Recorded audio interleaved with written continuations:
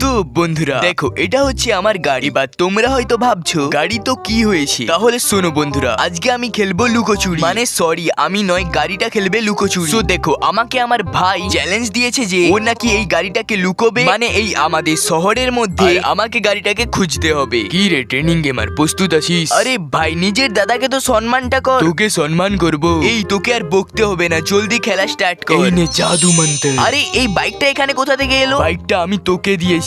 So বন্ধুরা, finally আমাকে আমার ভাই এই বাইকটা দিয়েছে, কারণ আমাকে গাড়িটাকে খুঁজতে হেঁটে হেঁটে শহরে বেড়াতে না হয়। তো আমি এখানে স্টান্ট করার জায়গাটায় দেখে নেই এবং এই বিল্ডিংটার কাছেও দেখে নেই।